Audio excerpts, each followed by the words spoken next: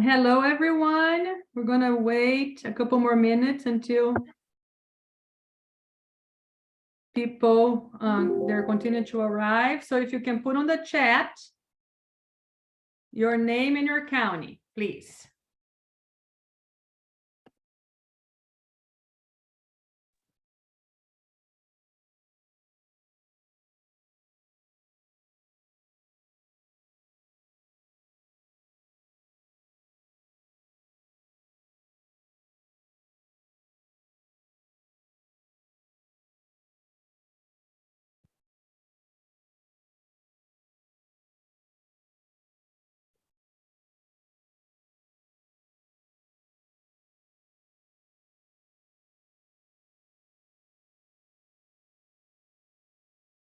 Wait a couple more minutes.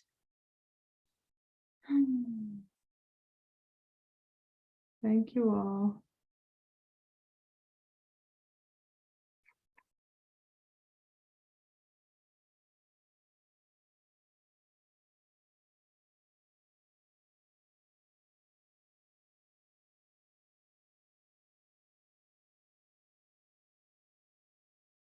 Sydney, so you were going to just worry about presenting, and I'll keep admitting people as they come, and I'll do that kind of work, so you don't have to worry about it, okay? Okay, sounds good. So just give a couple more minutes, and then we can start.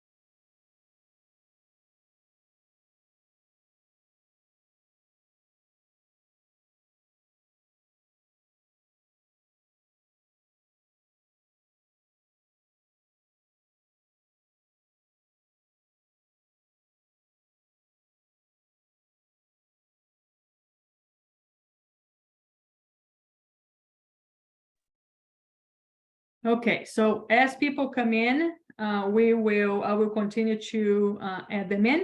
So good evening, everyone.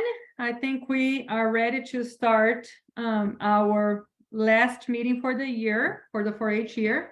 And we're happy that and glad that we were able to provide this for everybody. I think it has been very educational. I want to thank, obviously all of our participants for hanging in there with us.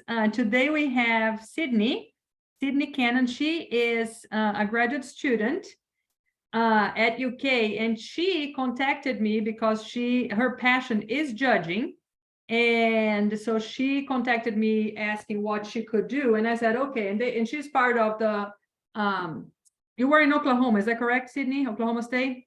And she and her team won the world judging competition in collegiate. So she's one of them. So I thought that she, will have a lot of tips and hands-on on how to become the winning team or the winning person in the team. And so today she's going to talk to us about, how to take good notes, because I don't know if you guys remember, like one of the judges told us, don't just say number 1, number 2, number 3, but like we just tell us how you know which horse is which, like the horse with the 3 socks, or the chestnut with the big blades. And if you guys remember, somebody said that they like to hear that. So I asked Sydney to focus on good tip, like good note taking, and to give us tips on how to actually memorize the horses. So when we're preparing for reasons, we can visualize what we actually saw. So when we are actually judging, we can take these notes. So it's easier do you guys hear the dog with the squeaking toy? So it's easier to remember when you are actually giving the reasons. And the other thing too that Sydney and I discussed is that different classes and different, disciplines will call for different language, like, for example, we want a hunter to have like a very fluid and reach, right? A very flowy kind of gait, as opposed to a horse that's maybe showing in trail. You're not going to use that kind of terminology. So she is going to be talking about that as well. So with, so we don't delay anymore. So I'm going to give the floor to Sydney, and she can introduce herself again and let us know more about you. Sydney, welcome. Thank you, Dr. Camargo. So like she said, my name is Sydney Cannon, and I'm hoping to just share some tips with you guys on taking good notes, why that's important, and then how that can help you give good sets of reasons at contests in the future. There it is. So I am again from Newcastle, Oklahoma, just south of Oklahoma City. And I did graduate from Oklahoma State University. While I was there, I was fortunate enough to be a member of the 2020 World Champion horse judging team. We were also the reserve champion team at the NRHA contest, which is a collegiate level contest where you judge so much reining in so many different forms. But it was a lot of fun, and I think that helped prepare us for the world contest as well. And I am now a graduate student here at the University of Kentucky. So I wanted to share with you guys the roadmap of where we're going, but it's not going to be a straight line. In order to understand the things you should be looking for to write down, you have to understand how that comes across in a set of reasons, and vice versa. So it'll be a little bit of a circular path, but we are going to talk about taking notes, writing reasons, and then giving those reasons and helping really get your point across. So why is it important to take notes? There are three main reasons for your non-pattern classes. So halter, Western pleasure, hunter under saddle. This is just kind of a way to help you organize your thoughts. You have all of your details of these horses you've been watching, so that you can accurately place them in a way you want to. For your pattern classes, so that's anything else, anything that has a pattern, a scoring system for maneuvers, penalties to pay attention to, things like that. Taking good notes helps you, number one, have your scores for each run so that you can accurately place them. It also gives you a chance to write down which maneuvers went well. Did every horse do one too many spins on a reining pattern? Did every horse get through the gate on a ranch riding pattern? Absolutely, incredibly. That just kind of helps you gauge where all of the horses are. And then in case of a tie, you can also see, did you have one horse that really impressed you on 3 maneuvers, whereas you had one that did pretty good on 6 of them? And so your scores ended up the same, but maybe you didn't give them the same points in the same place. So that also helps you kind of keep your thoughts organized.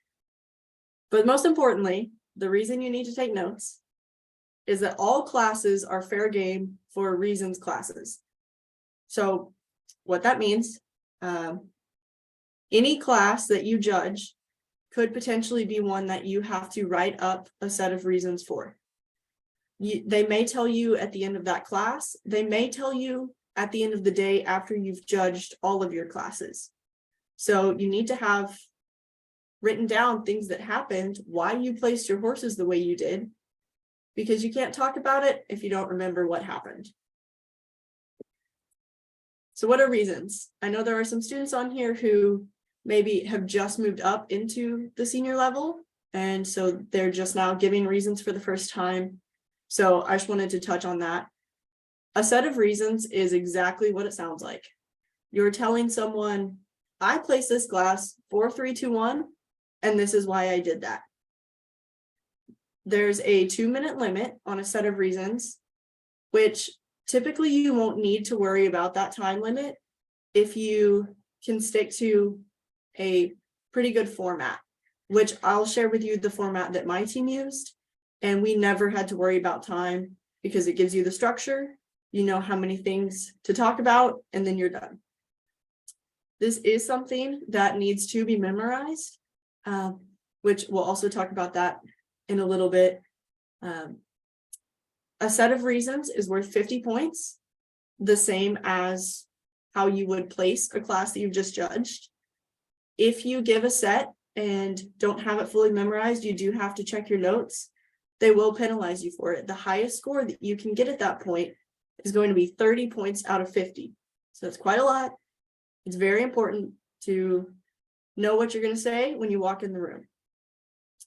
And like I said, they'll tell you either after a class or at the end of the class, or excuse me, at the end of the day, here's which classes you'll be giving reasons on.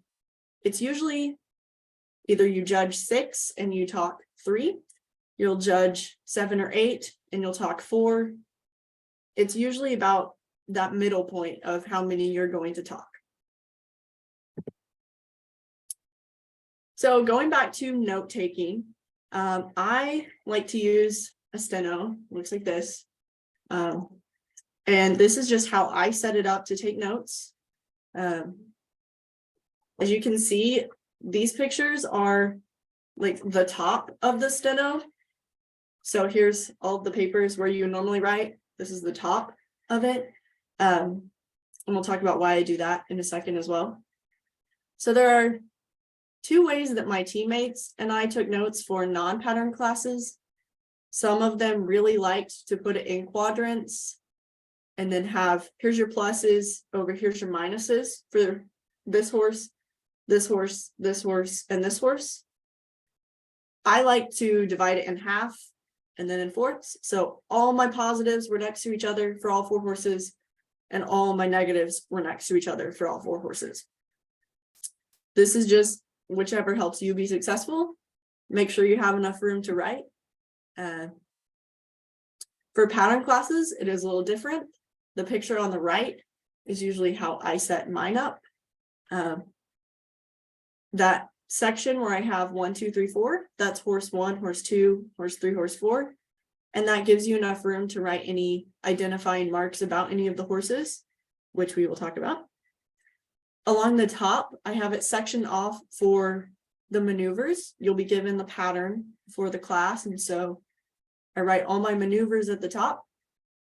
Going across for that first horse, I would write a score for that first maneuver, any notes I wanted. Then the next box, a score for the second maneuver, any notes I wanted, all the way to the end of the pattern. The F and E box, the form and effectiveness, we'll talk about that here in a bit. That's something you'll only use for Western horsemanship and hunt seat equitation, but I just wanted to show you where I would have that on my steno. And then the score column at the end is where I would tally up my final score. So where I would get 75 and 72, 68, those scores I would have in that column. So they're stacked right on top of each other, and I can easily match them up with the horses. So first thing is first, when you first get this class, you need to make sure you have the class written somewhere on that page where you can find it very easily. It would be a really terrible thing for you to have a perfectly placed class, but you didn't write the class on there, and so you don't know. So when it comes time to turn your card in, it's not right. Or when it's time to write your set of reasons, you write it on the wrong class. That would be very bad. So write your class somewhere you can see it. It's also important, write down the color of the horse, write down any markings on the horse. And you may not use them in your set. Even if there's 3 bays in the class, write down, this is a bay, this is a bay, this is a bay. This is where markings like socks, stockings, blazes will come into play as you get a little more specific about them. But make sure that you write these down as soon as you see the horse. For horsemanship and equitation, these are two classes when you are focused on the rider more than the horse.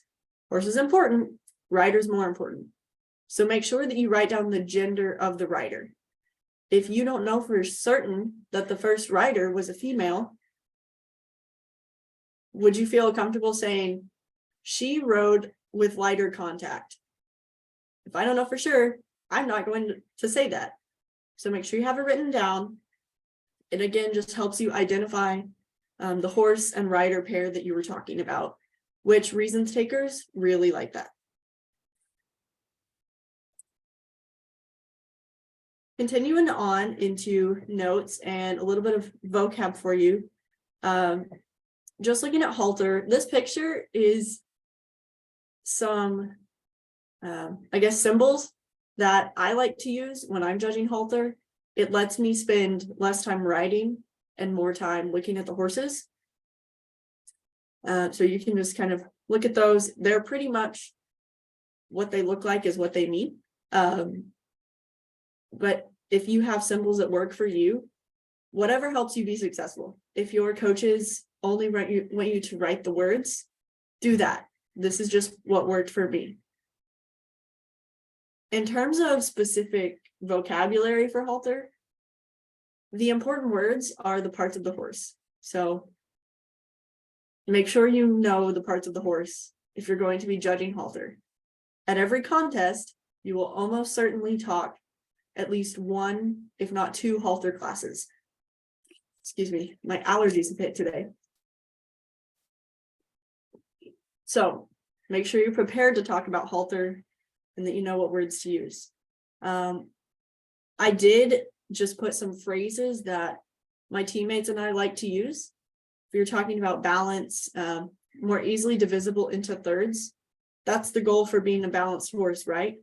Is that you can draw a trapezoid and easily divide that horse into pretty equal thirds. I like to use deeper in the heart girth. That's just a phrase that I got pretty comfortable putting into a set. It's good as a, if you have 2 or 3 good things to say about your number one horse, this is just a really good. In addition to this, the swirl was deeper in the heart girth, and that helped me to place him first. If you just need something short to throw in as a transition, it's a really good one. I love talking about quality because there are so many options that you can talk about. If the horse is higher tying in the neck, cleaner or neater along the crest. If you need a fault, which we'll talk about, a good one is gets weaker behind the withers. And I'm throwing kind of these phrases at you because I think that knowing good things to say help you find good things to pay attention to when you're looking at the horse. In terms of quality, there's also options. You can say, talk about pole to muzzle, eye to muzzle, eye to eye. There's so many options for quality. I love talking about it. With structure, pretty much the best that you can get is they have a more desirable angle in the hock or a more desirable set to the pasterns. That anything you can say about the position of their legs relative to where it's supposed to be is usually going to be the best you can get from this portion. I will say I was told to always go with more desirable instead of more correct. If you really want to say more correct, if your coaches want you to say more correct, then you can do that. I was just instructed more desirable, gives you a little bit more flexibility. And then with muscle, there's again so much you can talk about.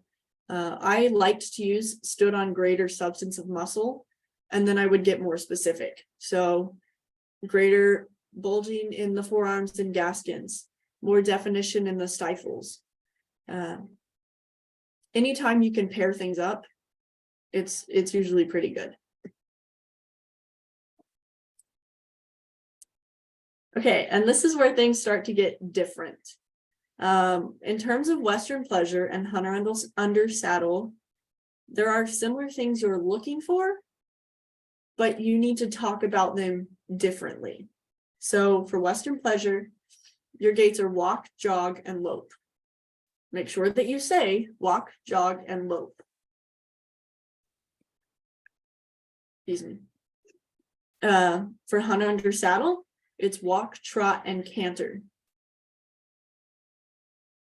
The biggest, I guess, difference that can help you sort these classes for Western Pleasure, the game is in the name. Does this horse look like a pleasure to ride? That's the intent of what these horses are supposed to do.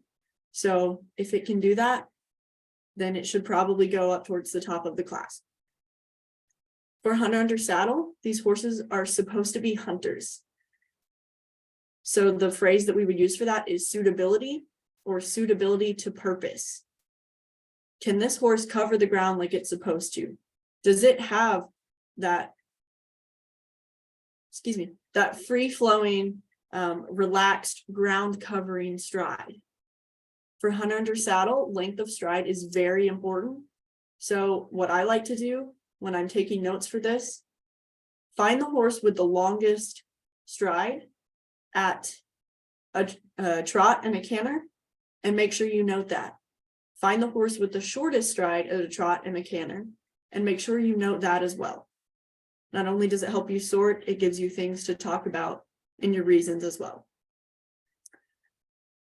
Another kind of difference between them, which will come into play in the horsemanship as well. Western Pleasure, they want the horses ridden on a loose rein, not necessarily draping, but a loose rein. Whereas Hunter Under Saddle, the term is light contact. If you're looking at them, I always understood it to be a little shorter rein, a little more contact, but relative Hunter Under Saddle to Hunter Under Saddle, you want the horse on a lighter contact. And then just some of these other vocab words that I put on here. These are the criteria that you're looking for across both. So functional correctness, is the horse doing what it's supposed to do? Does it walk when it's supposed to? Does it jog when it's supposed to? Does it canter when it's supposed to? If you have a horse breaking gait going up or down, those are things to write down, because again, that's things that'll help you place, and it's things you can talk about as well. In terms of quality of movement, can you tell that the horse is trotting versus walking? When it is trotting, are those pairs, so the front left, back right, is that stride similar in length to the front right, hind left? If not, then that could lead into a less balance and flow in their movement. It can also affect their top line, their head carriage. All of these things kind of build off of each other. In terms of level top line, when you hear that, the range is, you have the eyes should be level with the withers, or the ears should be level with the withers. Kind of in the middle is perfect, but they will accept anywhere in between there. If you have a horse carrying its head too low, write that down. Talk about it in your set of reasons. And then you can also talk about manners. Manners is not usually something that I will use to set apart a pair, which we'll talk about, unless you have a horse that is just throwing its head and does not look like it wants to be there. That can be something in which case you say, okay, this horse goes bottom simply because of its expression, and it was not quite with the bit at all. But manners are typically good for grants and faults. So looking at two more different ones, Western horsemanship and equitation, they're very similar, but the tack is different, and again, different phrasing with the jog and the trot, and then the lope and the canter. The riding position does differ with these as well. So Western horsemanship, you should be seated at the jog. If somebody is posting at the jog, write it down. You should be maintaining contact with your seat. So at the lope, they should be sitting down. If they're not doing that, write that down. There's a theme here. If you notice something, you should probably write it down. With equitation, in the trot, they can either be posting or sitting. It's whatever the pattern calls for. So again, you should have these maneuvers already written down before the class starts. And you should be paying attention to if their seat is correct, if they have the right diagonals, if they are supposed to be posting. And if not, write it down. And then again, just carrying on into some different terminology with the canter. There is how the seat should be at the canter, and then the seat at the hand gallop. So if they are at a hand gallop when they're not supposed to be, that's something important that should be pointed out in a set of reasons. Another difference that I want to point out to you, excuse me, is something that I have done in a mock contest we had with our team. When you are talking about equitation and you want to talk about contact with the knees, contact with the knee rolls is a good phrase to use. When you are talking Western horsemanship, a Western saddle does not have knee rolls. Do not say that. I did that. I got called out for it. And that was because I stopped paying attention to what class I was talking about. And I thought, why didn't I say this? I should add that in real quick. It did. And it was for the wrong class. So again, where differences matter. In a Western saddle, you would say greater contact at the knees or tighter contact at the knees. Some other phrases for these rider-based classes. Like I mentioned, you'll have your form and effectiveness section on your scorecard. This is a score 0 to 5 on how well the rider is guiding the horse through the pattern.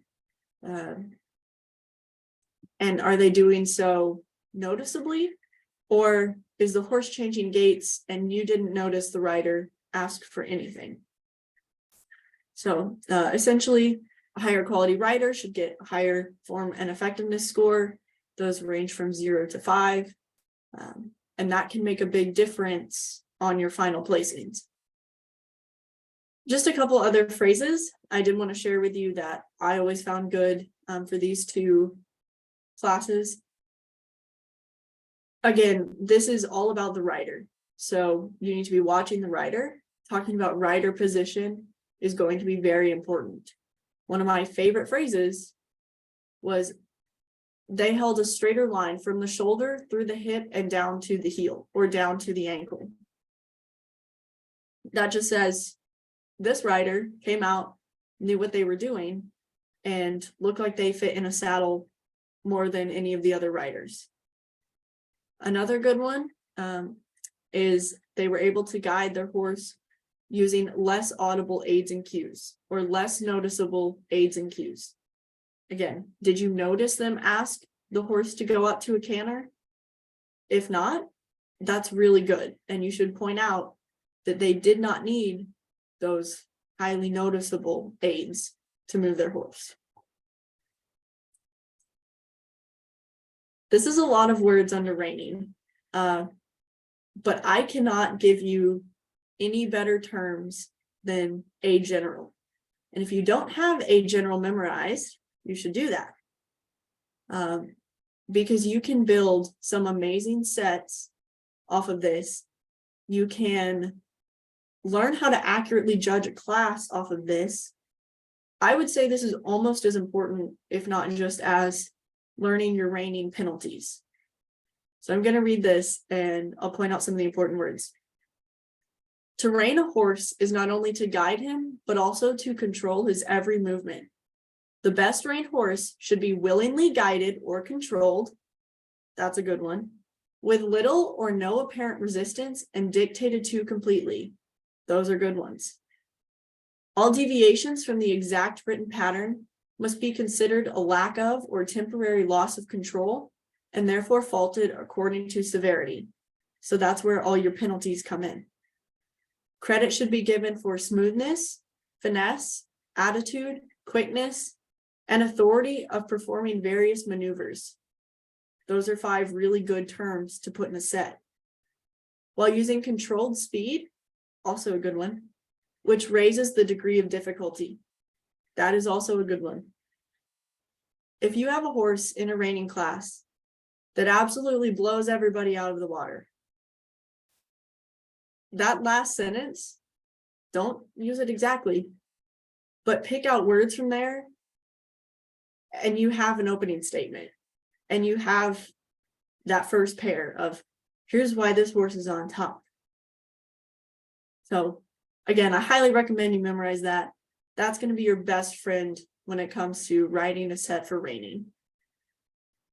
With ranch riding, I think it's the best combination of every other class that you've judged.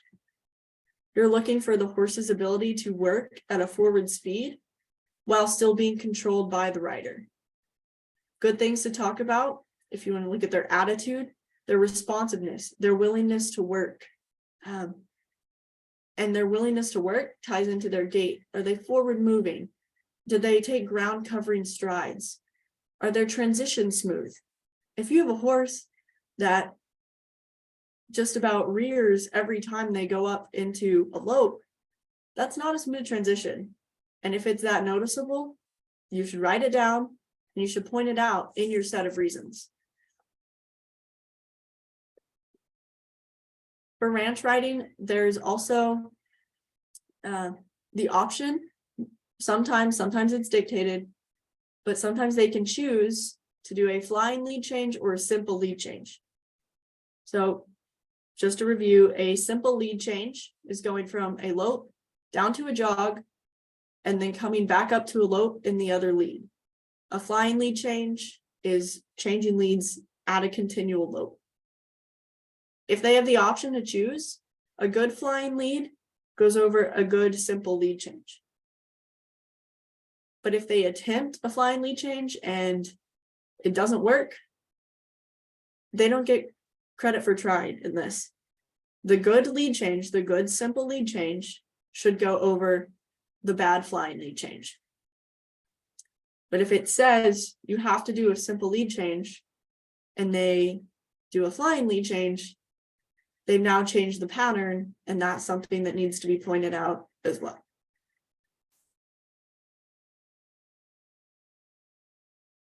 Speaking of that, some major penalty terminology that is very important. Again, it is based off of the class, but if you have a case for this, it needs to be used. In the rider-based classes, so Western Horsemanship and Hunt Seat Eck, if you have a horse and a rider that change the pattern, they don't do a maneuver, they add a maneuver. It's called being off pattern. They automatically go to the bottom of the class, and you should continue judging them in case you have 2 horses that go off pattern, that you have scores and can place those 2. But going off pattern automatically takes you to the bottom, and you need to say that in your set of reasons. However, because this horse did go off pattern by neglecting to perform the hand gallop, I have no choice but to place him forward. Okay, for reining, and if you ever do judge trail or Western riding, the term is penalty score 0. So anytime you have a horse not do a circle, add a circle, not do a spin, add a spin, it's a penalty score 0. And you would say that like, Nevertheless, because 3 completed more than the prescribed number of circles, I have no choice but to give them a penalty score 0 and place them 4th. Okay. For ranch riding, the phrase is placed below all others. And you just say, I place them below all others, similar as you would the other 2. Like I said, if these happen, it's very important that you call them. There are some classes, however, and I'll share a story with you from the World Show, that you may see something somebody else did not. We judged my year 2 classes of ranch riding, and then we taught 1 set of ranch riding. And there was one horse that at the start of his run, they had some trouble with one of the first gate changes and getting up to the proper gate. The horse refused, and so he stopped the horse, backed him up a few steps, and then brought him back up into a lope like they needed to for the pattern. I saw him take steps backwards, so I called that as being placed below all others. Regardless, he ended up 4th anyways. But when I went in for my set, I had to decide if I was going to call that or if I was just going to say, because we had issues, I placed him 4th. I called it and I scored a 48 out of 50, but I still think he stopped and he went back. And I would probably call that again, even knowing that I would lose 2 points. So if it happens, you need to call it, but you need to be confident in it. Okay, so getting into our set of reasons, there are a couple ways you can set up your steno for this. It's very similar format, as you can tell. So this is why I like to judge my classes at the top of the steno, because then I have my classes up here and I'm writing my reasons directly underneath it so I can see. This one on the right is typically, on the left is typically what I use, and that helps with my memorization. I had teammates who used the one on the right, and then that extra space at the bottom, they wrote out word for word their set of reasons that they were going to give, because that helped their memorization. If that's what you need to do to be successful, is write out verbatim, here is why I placed this class the way I did, do it. Absolutely. For me, I needed to be a little bit more flexible, because if I would switch up transitions and I had it learned word for word, I would get very confused and flustered and would kind of lose my train of thought. So I had to have a little bit of a more fluid set so that I could give it smoothly. And if I switched 2 transitions, I didn't have to worry about, oh no, what words come next. But again, it's whatever works for you, whatever helps you. But I do recommend that you try both in a practice setting, so you can experience that.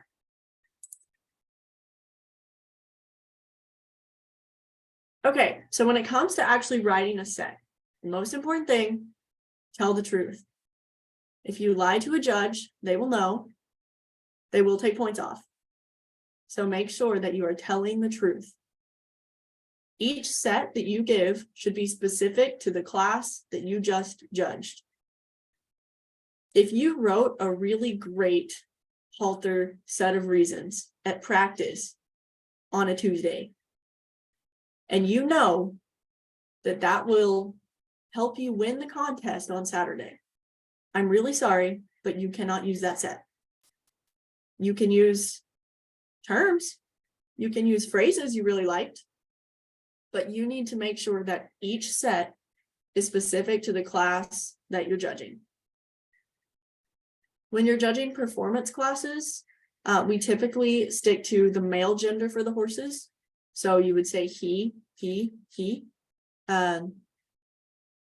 Again, for the Western horsemanship and hunt seat eck, this is why you need to pay attention to the rider.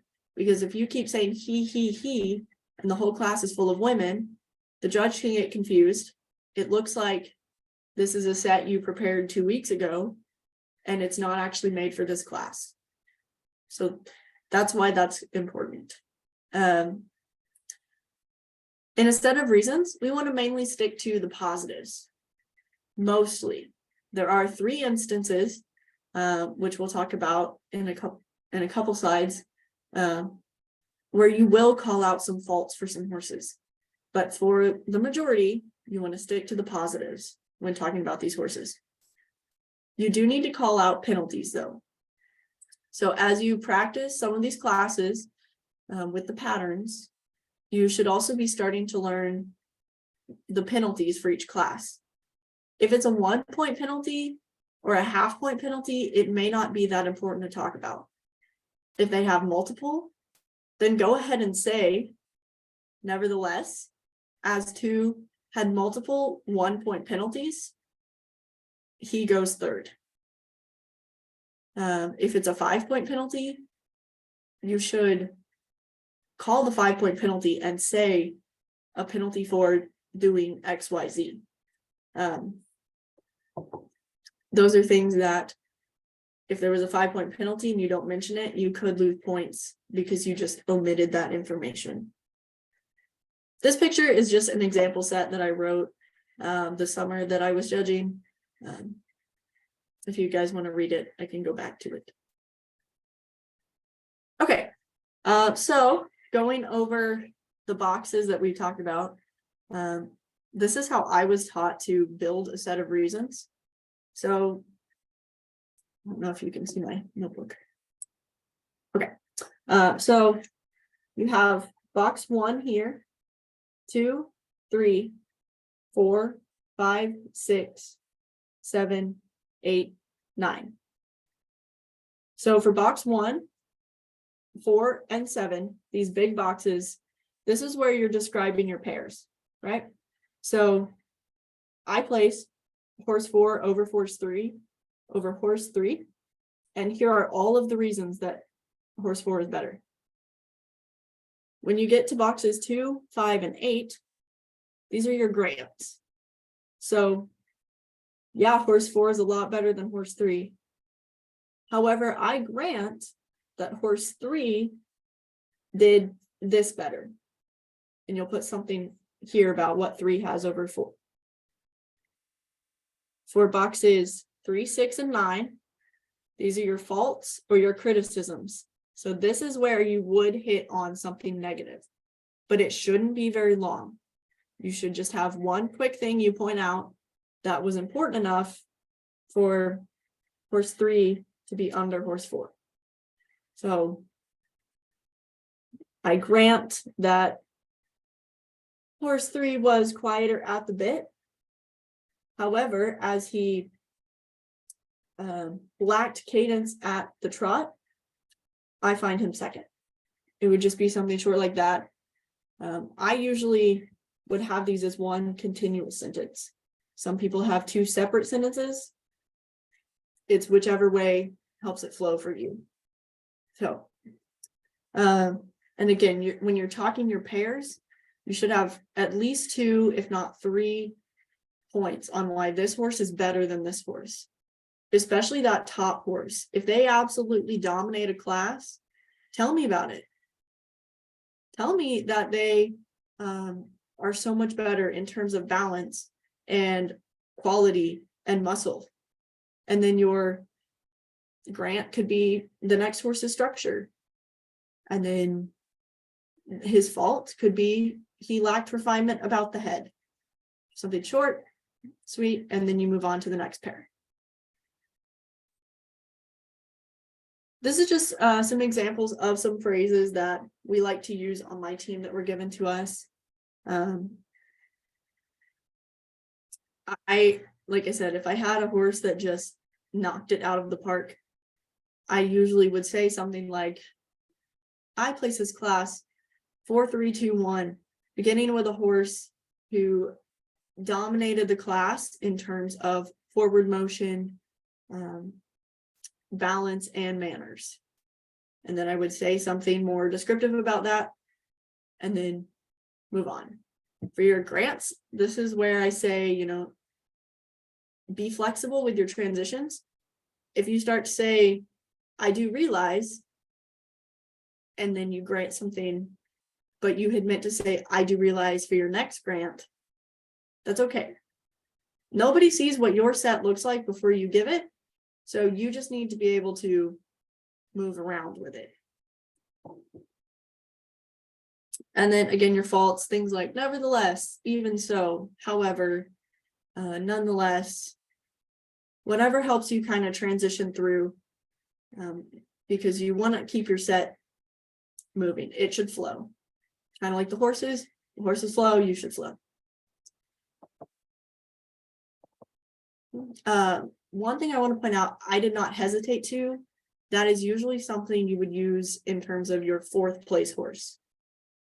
If you have a horse that just, starts bucking in the arena, then say, because he, lacked manners and respect to the rider, I did not hesitate to place him 4th.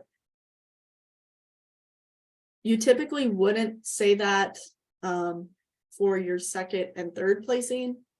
I guess you could say it for your 1st placing, but I never did that. Okay, just a couple things. When things are really bad, if you have nothing good to say about your 4th place horse, and I mean nothing, you can usually find something, even if it's granting his walk, or again, with quality, if it's a halter class and you can say that he was shorter from pole to muzzle, just grant anything you can find if it's true. But if not, the phrase I always had in my pocket was finding no obvious grants. I have no choice but to place 1 4th. The other thing to always remember, do not, under any circumstances, never, never, never tell your reasons taker that a horse is lame. If you tell me horse is lame, even if I didn't see it, I might call you a liar and take off points because the horse was sound enough to show up that day. So what's wrong with it? Another reason this is important, I had a teammate who made a comment once when they were giving a set about a horse, and the reasons taker was the horse's owner. So this is why, again, it's important to typically stick to the positives for most of it when you compare them. And just, even if the horse has 3 legs, don't tell me it's lame. You can say it lacks cadence at the trot. You can say it stumbled through this maneuver. You can find any other way to describe this, but do not say it's lame. Okay, so tips on giving a good set. You've already written it at this point. You've already memorized it, whichever way works for you, either word for word or a little bit flexibly. So now you have to give it and make sure that it stays as good as you wrote it. Before you go into that room, that's when you take your big breath. Before you open the door or move the curtain, you should already have your breath, you're confident, you feel good about it. Have a smile, a pleasant look on your face. You're happy to be there. You're happy that the reasons taker is listening to you. You're happy to be judging. Smile, let them know. We were taught to stand with our hands behind our backs, kind of like this. Having a position, number one, it helps you feel a little more confident. You've got your chest up, your shoulders are back, so you feel good about yourself. But it also shows the reasons taker, I'm ready to talk to you. Are you ready to listen? And remember to breathe. All of these tips I'm giving you right now are things that I have not done giving a set. In practice, I was sent out of the room because I did not start with my hands behind my back. I was stopped halfway through and made to start again because I wasn't breathing. If you don't breathe, you start to rush. You start to get a little flustered, and it doesn't come out as confident. So breathe. It's okay. You have their undivided attention for that amount of time. And always end every set with thank you.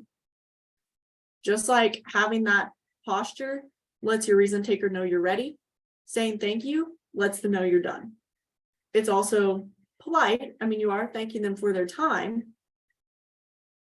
And it's not as odd as just finishing your set, turning around and walking out. So one more tip, and I think this is the most important one. I think so. Speak clearly and confidently. I had a teammate tell me once before a contest, when you go in to give your set, you are the judge. Your placing is the right one. It doesn't matter what anyone else in the contest has placed their horses as, because yours is right. It could be totally wrong, but when you give your set, you need to believe that you're the one who's right. And if you feel confident, the judge might believe you anyways. So you never know how many points you can get just by being sure about what you said. These are just some tips that I would give to you on, looking professional and giving a good set of reasons. These are some pictures that my teammates wore and some of the past or more recent teams after me. I know some coaches like for their students to wear jeans with like a nice shirt or a jacket. That looks fine. We always wore slacks. I thought the slacks just looked a little bit nicer. But if you want to wear jeans, if that helps you be more comfortable and more confident, that's what your coach wants you to do. Okay, then you should do it. It's whatever helps you feel your best and present yourself the best, because there is a little bit of a presentation component, kind of like, were they confident when they talked to me? Did they take the time to brush their hair this morning? So, all right, that was what I had. Are there any questions I can answer? Well, thank you, Sydney. So yeah, if anybody has any questions, if you want to unmute yourself and ask the questions, but we have Linda here. She had a question that she wrote on the chat, so let me go ahead and ask that question. Say, for example, in a pattern class, all the horses got the wrong pattern, right? All of them went off pattern. So that means that all of them went to the bottom. So you still, I guess, continue to judge the class based on other things, because you still have to place the class, even though everybody is disqualified? Yes. So you should still continue to score each of the horses as you would. Obviously, if they perform a maneuver wrong, all of that credit should be taken away. So it will show in their score as well. And you will still need to place it. You will most likely not have to give a set of reasons on that class. They usually pick ones that are somewhat easier to sort, whereas that would be almost impossible to sort. And to defend, well, I placed this horse above this one, even though nobody did it right. Yeah. I don't know. It may be, I need to look back at the 4-H rules for our state and for regionals and for nationals. I don't know that looking at your notes will put you down like last 20 points, like to 30. Or if we just say, I wonder if that's a collegiate rule, or if it just says we cannot look at your notes. Does anybody know? Does anybody remember? Teresa, maybe? I don't know the exact penalty amount, but I know that they do detract some. Yeah, but like 3 points or 20 points? I don't know that it's 20. It might be 10. Yeah. I think it's okay. more than 3. Yeah, right. I don't know that I need to look at our rules to see that. Does anybody have any questions, guys? Don't be shy. Ask away. I would like Sydney to, you had a set of reasons written down on one of the slides. If you could read it and let us hear the cadence. Okay.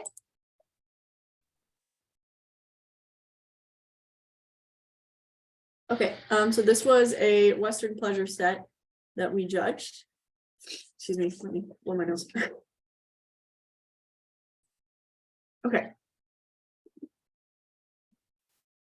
I placed the class of Western pleasure 4-3-1-2, beginning with the more willing performer and ending with the poorest mover. In my initial pair, I used 4/3 due to the gray's attitude. He was ridden on a looser rein while being more responsive to the rider's aids and cues. He appeared more relaxed throughout the class. I grant that 3 jogged with a flatter knee when going to the right. However, as he was unlevel in his top line, he'll go second. It is functional correctness that sorts 3/1 in my intermediate pair. 3 more accurately completed the prescribed gaits, with an added bonus of transitioning up to the lope with less obvious cues. I admit that 1 was quieter with the bit. Even so, the chestnut picked up the incorrect lead at the lope, so I find him third. In my final pair, it is quality of movement that finds 1/2. 1 traveled with more drive from behind, allowing him to move with a freer and longer stride.